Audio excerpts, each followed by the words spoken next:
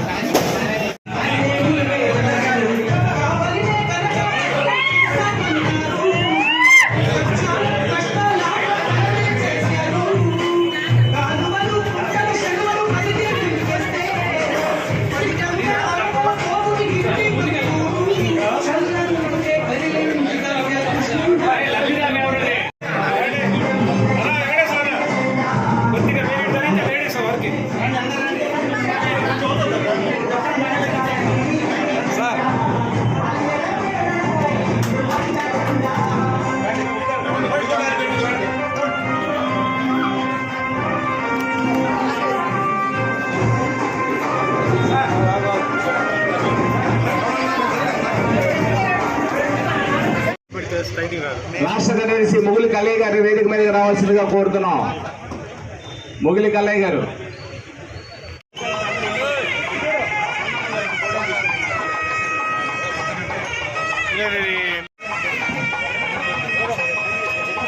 రైతులు పెట్టుకునే ఇబ్బందులు లేకుండా అందరికీ కూడా వ్యాపారం చేసుకునేటట్టు, అందరూ సుఖంగా సరుకులు కొనుక్కునేటట్టు, అందరికి నచ్చినట్టుగా షికారుగా కనీసం భార్యభర్త తోడుగా నడిచి ఎక్కడెక్కడ బండి పెట్టుకుని షాపింగ్ చేసుకునే విధంగా తీర్చిదిద్దేందుకే ఈ రోజున ఈ షాపింగ్ మాల్ స్టార్ట్ చేసే కార్యక్రమానికి శ్రీకారం చుట్టాం.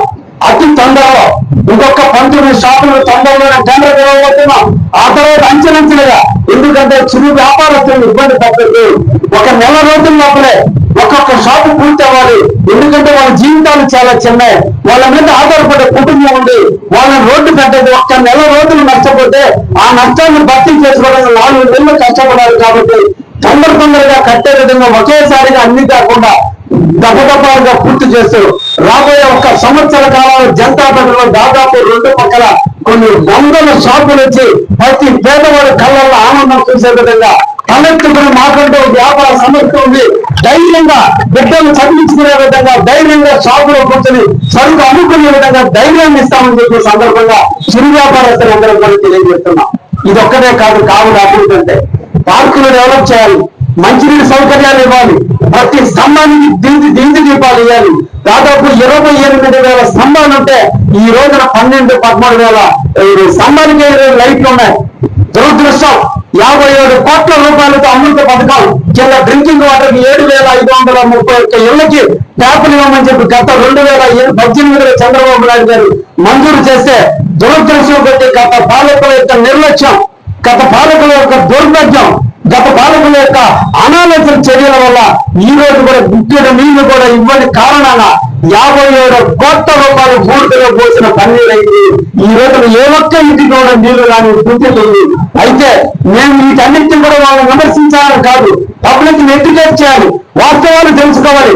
ఎక్కడో ఉన్న వ్యక్తులు వచ్చి ఇక్కడ పనిచేయరు, ఇక్కడ పని చేసే వరకు ఓటేయాల్సిన అవసరం ఉంది. ఇది అందరూ కూడా ప్రజలు గుర్తించాలి.